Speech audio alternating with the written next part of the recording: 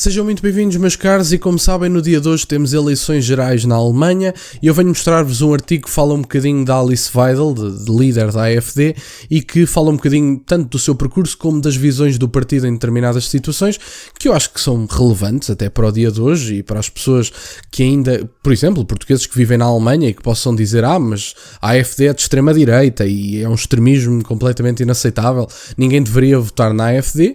Bom, eu venho mostrar-vos que até há razões interessantes para votar na AfD e obviamente que a Alice Weidel é uma líder bastante interessante e a questão da imigração é completamente decisiva nesta eleição, como tem sido nas últimas a nível ocidental. Vamos ver, meus caros, este artigo e falar um bocadinho sobre o assunto. Ora, temos Alice Weidel, a direita pouco ortodoxa redefinirá a política alemã.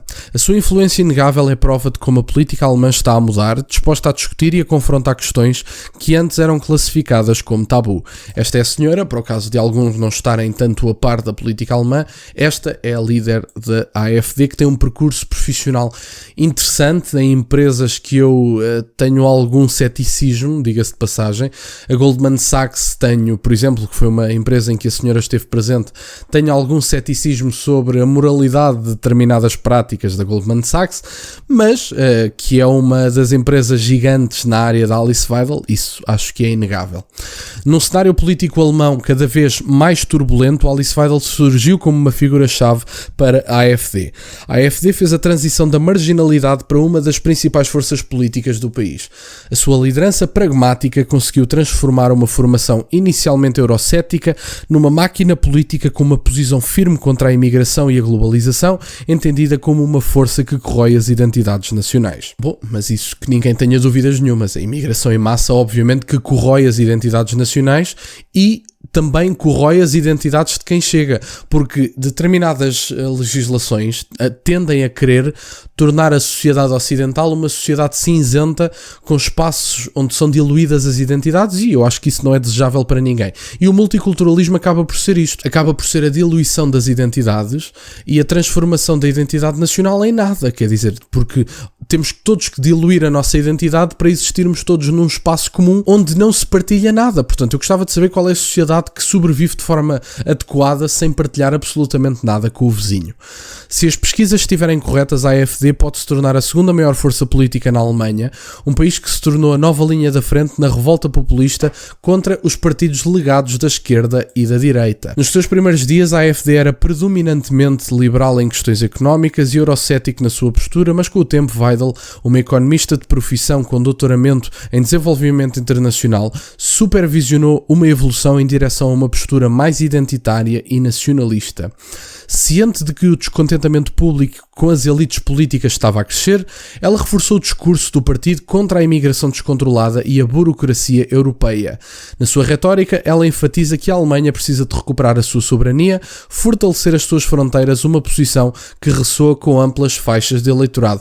Eu gostava de deixar aqui claro também que é uma coisa interessante. Eu estive a ler uma parte do artigo da AfD, traduzida, obviamente, como sabem eu não percebo alemão, mas estive a ler uma parte e eu estive a ver que o programa da AfD mostra, sim, a saída desta União Europeia, mas quer criar uma nova comunidade que não tenha como algo comum a legislação partilhada dessa comunidade, mas sim posicionamentos e boas relações a nível europeu. Portanto, a AfD não quer propriamente corroer as relações a nível europeu, quer reunir os países a nível europeu. Quer que os países tenham boas relações, mas que tenham legislação independente e que possam agir de forma adequada e que possam resolver os problemas com soberania de forma adequada, porque os países não têm todos os mesmos problemas e, apesar de haver muitos problemas partilhados, cada país terá uma solução diferente para determinados problemas. Na questão da imigração, eu acho que os problemas terão mais ou menos soluções partilhadas, mas nem todos os problemas são assim, como sabem. Apesar da defesa de valores tradicionais pelo seu partido, Weidel desafiou rótulos que, sendo abertamente lésbica e vivendo com uma produtora cinematográfica do Sri Lanka,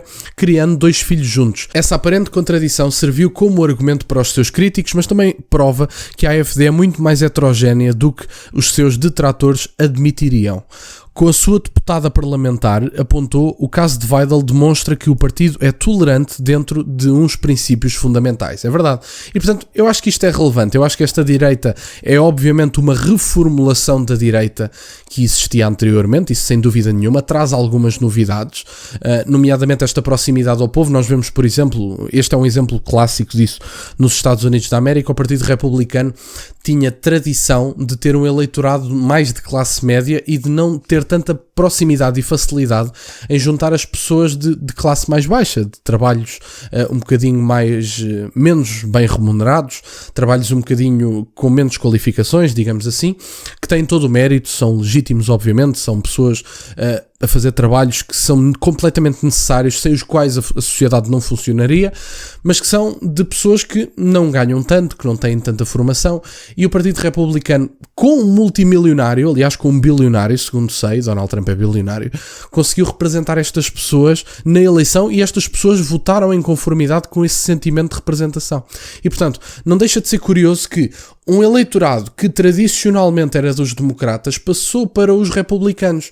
E uma coisa que o Dr. Jaime Nogueira Pinto diz, e que eu acho que é particularmente interessante, de uma pessoa que é uma referência absoluta na direita em Portugal, e que diz que as pessoas não votaram em Donald Trump apesar das suas agendas, as pessoas votaram nas agendas de Donald Trump apesar de Donald Trump, no sentido em que Donald Trump não é propriamente a figura mais simpática e mais apetecível de um modo geral, e tem obviamente muitas falhas e tem a sua vida particular que é conhecida e que pode gerar algumas desconfianças, mas as pessoas votaram em Donald Trump, não votaram em Donald Trump apesar das suas agendas, votaram nas agendas de Donald Trump apesar de Donald Trump. Isto é um comentário do Dr. Jaime Nogueira Pinto que eu acho que é de uma inteligência muito interessante e que, sem dúvida nenhuma, eu votaria, por exemplo, do ponto de vista da personalidade e da pessoa em si, eu votaria mais em J.D. Vance do que em Donald Trump, por exemplo. Isto é um critério meu. Agora, vocês dizem, mas preferias que a Kamala ganhasse? Nunca na vida.